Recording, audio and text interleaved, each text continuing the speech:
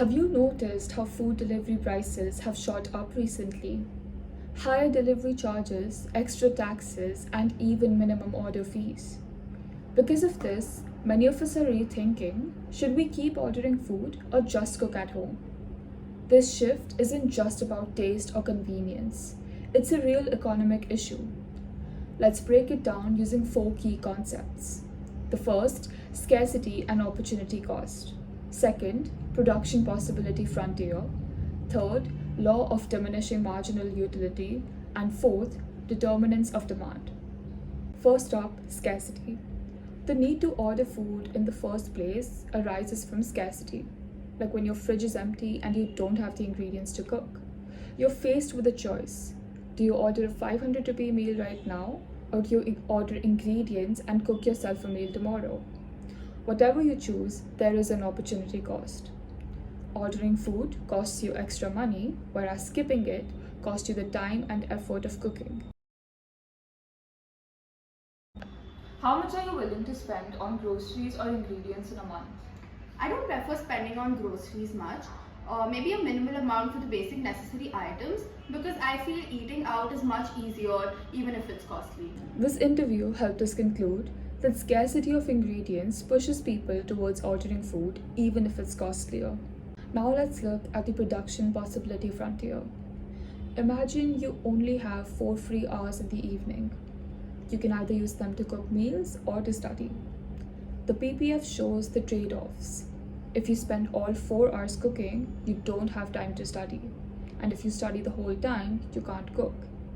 The curve represents all efficient choices, and moving along it shows the sacrifice you make to gain something else. This is exactly the choice students face daily. How much time for food prep and how much time for college work. We can conclude that scarcity forces us to choose, and the PPF shows the trade-offs between the choices we make. Together, they explain why we even face the food delivery versus cooking dilemma. The law of diminishing marginal utility says that as we consume more of a good, the extra satisfaction from each additional unit decreases. For example, the first slice of pizza might feel like heaven, the second slice might still feel good, but by the fourth slice, you're kind of stuffed and regretting your decision. This is why the demand curve slopes downwards. It's because the willingness to pay decreases as the satisfaction decreases. When you order food, do you feel as excited the 5th time in a month as you did the first? Not really. The excitement eventually dies down and it just doesn't feel that special anymore. That's diminishing marginal utility in action. Our satisfaction reduces as we repeat our consumption.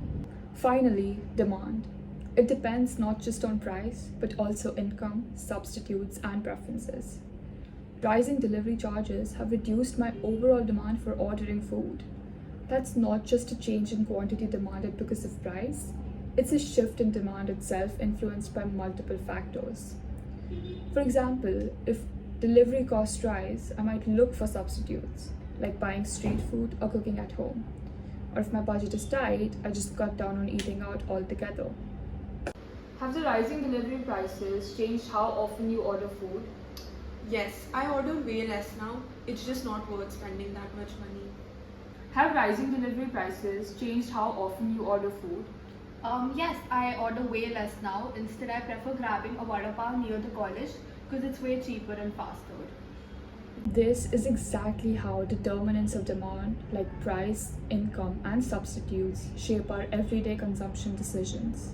So, from an empty fridge to a rising delivery bill, we just walked through 4 major economic ideas that are scarcity and opportunity cost, the PPF, the law of diminishing marginal utility, and the determinants of demand.